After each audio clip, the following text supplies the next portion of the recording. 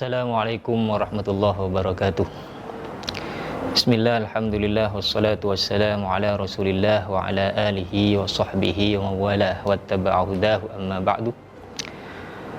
Sahabat milenial rahimakumullah. Ini bersama saya dalam segmen review kitab yang merupakan edisi perdana yang insya Allah akan dilanjutkan dalam edisi-edisi berikutnya. Kita akan mereview beberapa kitab-kitab yang fenomenal yang ditulis oleh para ulama. Nah, di hadapan saya ini ada kitab berjudul Al-Hikam Al-Ata'iyah Syarah wa Tahlil yang ditulis oleh ulama dunia Islam kontemporer Dr. Muhammad Said Ramadan Al-Buti. Nah, kitab ini adalah kitab yang luar biasa, yang mendapatkan sambutan dan diterima oleh seluruh dunia Islam sebagai kitab syarah yang sangat bagus tentunya, di samping syarah-syarah kitab hikam yang lain.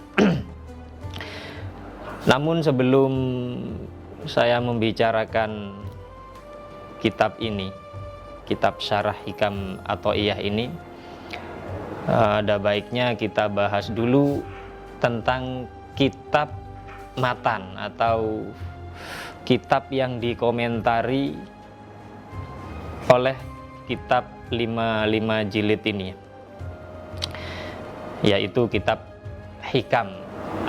Nah, kitab hikam Ata'iyah ini merupakan kitab yang fenomenal, merupakan kitab yang mahakarya, masterpiece ya, yang ditulis oleh Ibnu Athaillah As-Sakandari, seorang ulama yang sangat jenius dan dengan spiritualitas yang sangat tinggi tentunya, seorang guru sufi yang berasal dari Alexandria di Mesir.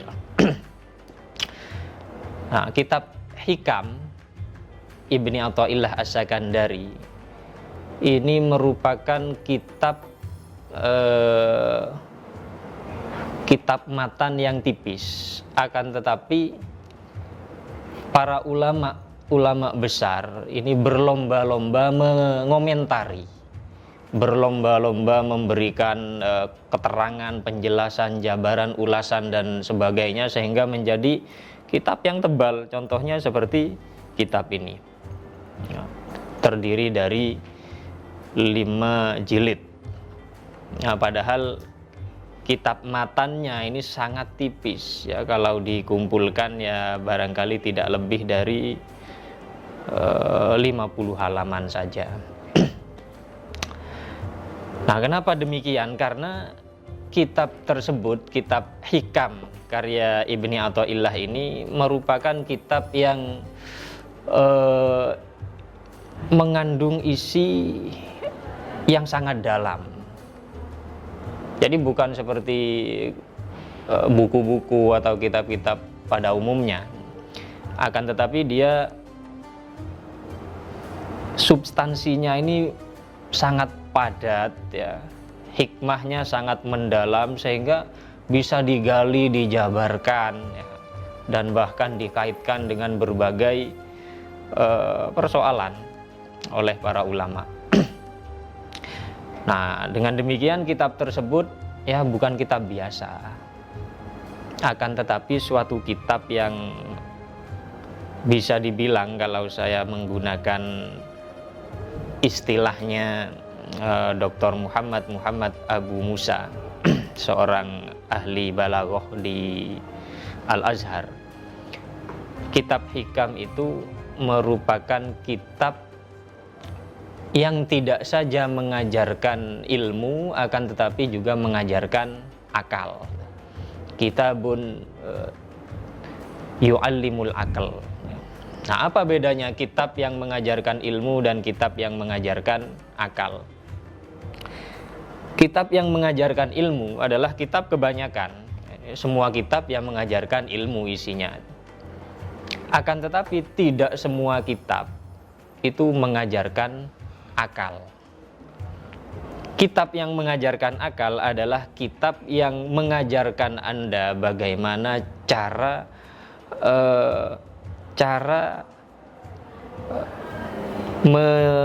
menciptakan pengetahuan. Nah, kalau kitabun yu'allimul ilim adalah kitab yang memberi Anda pengetahuan. Tapi kalau kitabun yu'allimul aql adalah kitab yang mengajari Anda bagaimana cara menciptakan satu pengetahuan baru, teori baru ya, dan hal-hal baru yang lain dari kitab tersebut. Nah, contohnya seperti kitab Risalah karya Imam Syafi'i.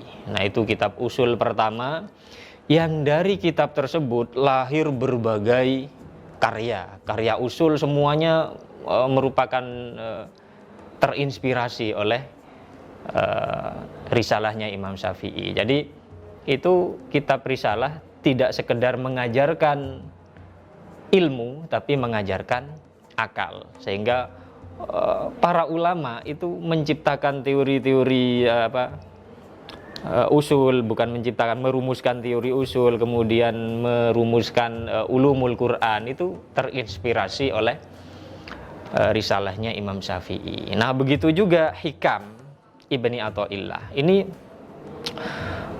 telah lahir dari kitab Hikam ini ratusan mungkin ya, atau ya ratusan syarah yang besar-besar ya, yang ditulis oleh para ulama. Nah, termasuk kitab ini ya. Jadi meskipun isinya tipis, kemudian kalam hikmahnya ini tidak panjang, pendek-pendek, nah namun itu mengandung makna yang sangat luas ya. Sehingga dari hebatnya kitab Hikam itu, sebagian ulama ini mengatakan begini: "Lau jazat as-salatu bi syai'in ghairil Qur'an, la jazat bi hikami bani Athaillah." Nah, seandainya boleh sholat itu membaca bacaan-bacaan yang selain Al-Quran, tentu diperbolehkan menggunakan sholat dengan membaca Hikam Ibni Athaillah dari luar biasanya kitab Hikam. Nah, itu sekilas tentang kitab yang dikomentari menjadi kitab syarah Hikam ini. Nah, kemudian apa uniknya syarah Hikam yang kita review pada saat ini ya? Kok perlu kita menampilkan reviewnya kitab ini? Uniknya di mana dibanding dengan kitab-kitab komentar terhadap Al-Hikam yang lain? Nah, jujur pertama kali dulu saya melihat kitab ini di perpustakaan Sidogiri, saya berpikir, waduh, ini kok ada kitab syarah Hikam yang baru. Saya pikir, waduh, paling isinya ini ya sama, tidak jauh dengan kitab-kitab syarah Hikam yang lain. Nah, pada saat itu saya belum membaca kitab ini dan belum juga mengenal penulisnya, sekitar tahun 2000-an. Namun ketika kemudian saya iseng membaca ya, mulai dari depan, ini kok langsung tertarik dan begitu luar biasa penjelasannya. Maksudnya luar biasa ini ya, tampak sangat genuine ya, bukan kutipan dari syarah yang itu, bukan kutipan dari kitab yang ini, tapi memang benar-benar orisinal ya, merupakan ijtihad baru dari pengarangnya Syekh Al-Buti yang ditulis dengan tanpa merujuk ya, kayaknya dengan tanpa merujuk kepada kitab-kitab yang lain, sehingga melahirkan faham yang baru, yang fresh gitu. Maka kemudian saya lanjutkan membaca dan memang benar-benar luar biasa.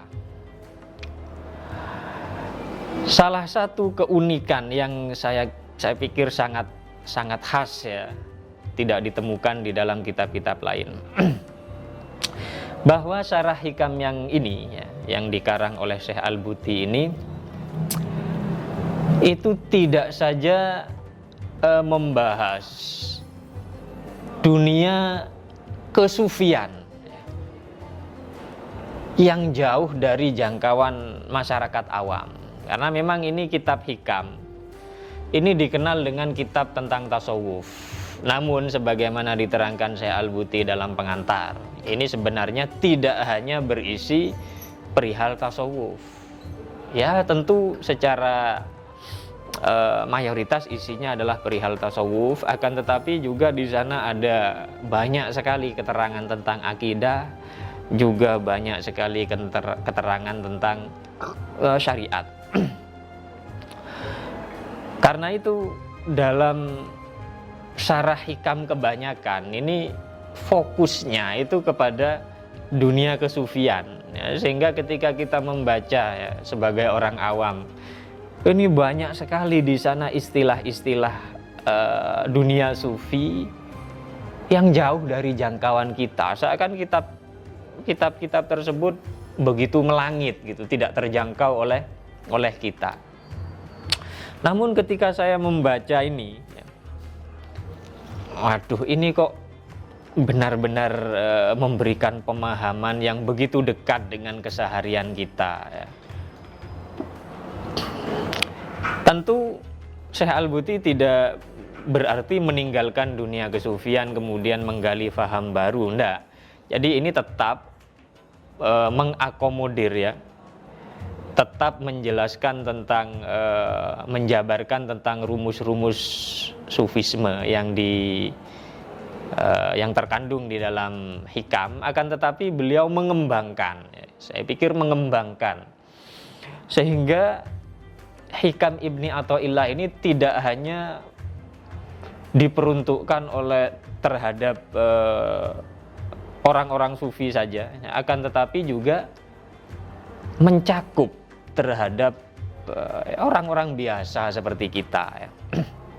Nah, contoh gampangnya begini, ini di juz pertama ya, akan saya kasih satu sampel. Di juz pertama tentang hikmah ke-9, Al-Hikmah At-Tasi'ah. Dari sampel ini nanti kita bisa punya gambaran, betapa membuminya kitab ini gitu. Sehingga begitu dekat dengan kita. Hikmah ke-9, tanawwa'at ajnasul a'mal bi tanawwu'i waridatil ahwal. Artinya secara harfiah, jenis-jenis amal perbuatan itu sangat beragam, bergantung pada ahwal yang datang kepada seseorang. Ahwal ini satu keadaan ya. Nah, kalau di dalam syarah yang lain ini sudah pasti membahas ahwal sufiyah ya. Tingkatan-tingkatan seorang salik menuju pendekatan kepada Allah Subhanahu wa taala ini beragam, dan kita nanti akan bertemu dengan istilah-istilah yang khas sufi. Dan itu bikin kita, waduh, ini saya kok tidak paham, ini bukan dunia saya. Nah gitu. Nah begitu kita baca Hikam Ibni Athaillah Syarah wa Tahlil karya Syekh Al-Buti ini, beliau tetap menjelaskan ya, dunia sufi tersebut, sehingga mengatakan begini, waridatul ahwal ya. Jadi amal perbuatan ini menjadi beragam, bergantung pada beragamnya ahwal yang datang. Ahwal itu apa sih? Ahwal adalah keadaan yang terjadi pada manusia secara temporal ya. Kadang kita mengalami keadaan begini, kemudian besoknya enggak. Kadang kita mengalami keadaan yang lain dalam 1 tahun, tahun berikutnya sudah tidak. Itu namanya ahwal. Dan ahwal ada 2, ada ahwal nafsiyah, kemudian ada ahwal ijtimaiyah. Nah, ahwal yang nafsiyah ini adalah keadaan-keadaan jiwa, kejiwaan, yang biasa dikupas tuntas di dalam syarah-syarah yang lain. Di sini juga membahas itu, akan tetapi Syekh Al-Buti mengembangkan bahwa tidak saja itu yang dimaksud ahwal oleh Ibni Athaillah, namun ada ahwal ijtimaiyah. Apa ahwal ijtimaiyah? Adalah keadaan-keadaan sosial yang melekat pada seseorang, ya, pada satu kelompok, yang ini akan silih berganti, ya, keadaan-keadaan sosial ini. Dan ibadah yang harus kita lakukan, ya, ibadah yang sebaiknya kita lakukan ini ya berbeda-beda bergantung dengan status sosial apa yang sedang menimpa pada kita, ya, sedang yang melekat pada kita. Ini status sosial apa? Maka dicontohkan di sini, si fulan misalnya, ketika dia masih jomblo, ya, tidak punya istri, tidak punya anak, tidak punya apa, tentu dia punya banyak waktu luang. Maka ibadah apa yang bisa dia tekuni? Wah, dia bisa menekuni ibadah apapun yang dia mau, ya. Apakah dia menghafalkan Al-Quran sampai jadi tahfidz, sampai jadi hafidz yang luar biasa, ya.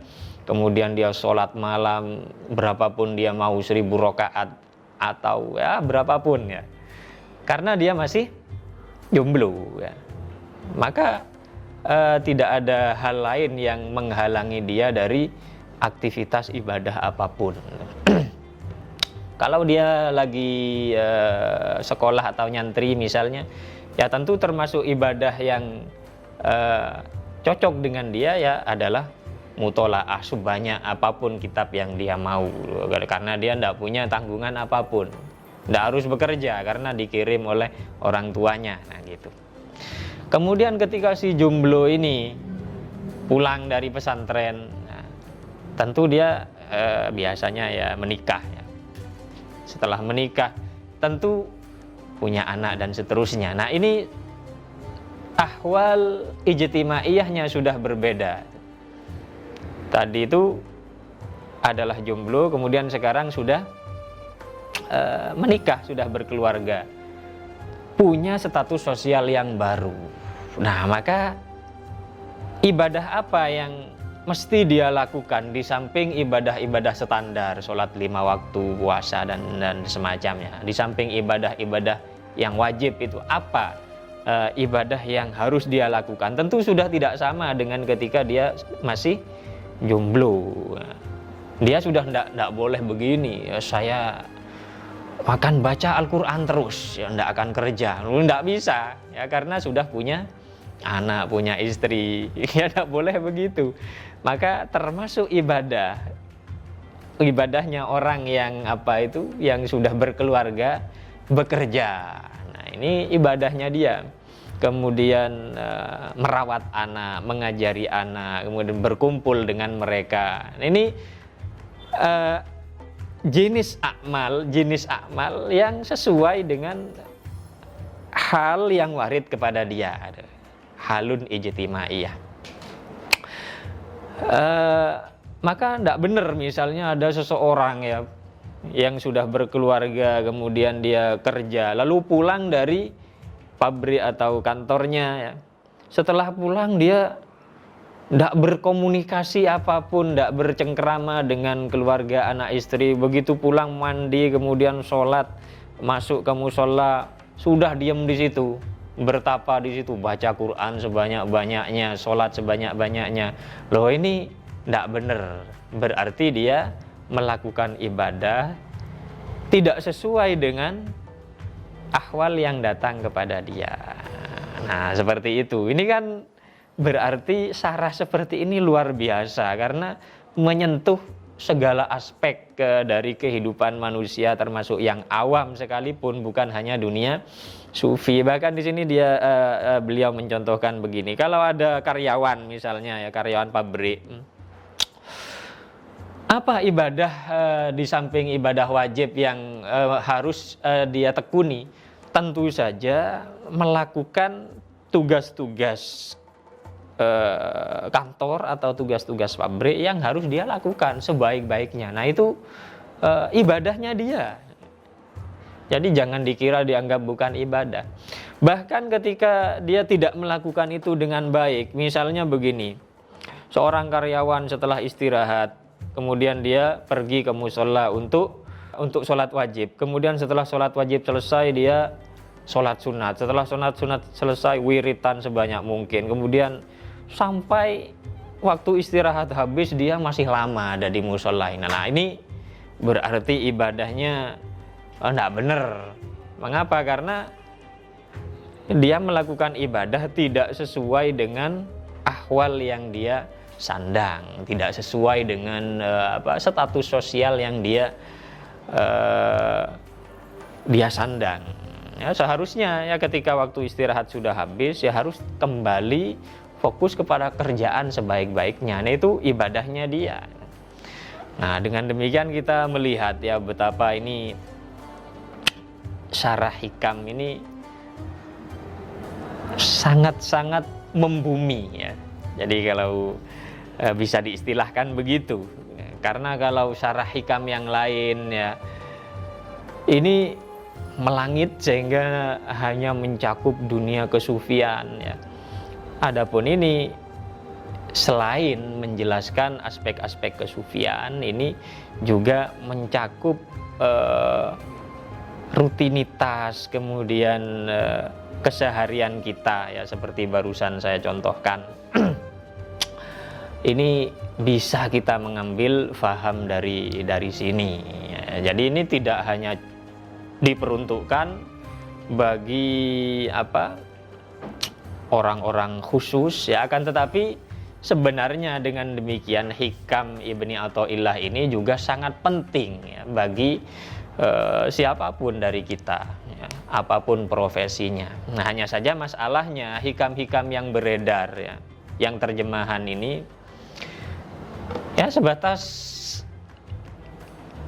kalam hikmah kemudian terjemahan harfiah. Nah, itu yang banyak beredar ya di buku-buku, kemudian di internet, baik yang versi biasa maupun versi aplikasi, itu biasanya hanya sekedar hikam dan terjemahan harfiahnya, dan itu tidak memadai. Mengapa ya? Seperti saya katakan di awal, hikam ini padat ya, sangat padat dan kaya akan makna, sehingga kalau kita hanya membaca hikmah yang sepintas itu secara harfiah yang mungkin bisa difahami, namun ya sebatas secara global saja.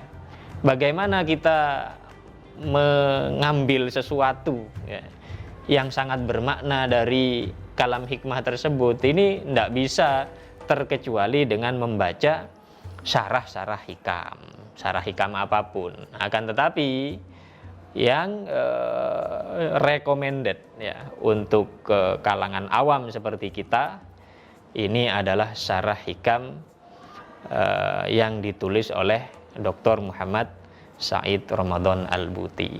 Nah, saya pikir itu sedikit review terhadap kitab ini. Semoga bermanfaat. Insyaallah pada sesi atau episode berikutnya kita akan membahas kitab lain yang juga luar biasa, yang juga ditulis oleh ulama-ulama yang luar biasa. Wallahu a'lam bissawab, wallahul muwaffiq ila aqwamit thoriq, ihdinas siratal mustaqim. Assalamualaikum warahmatullahi wabarakatuh.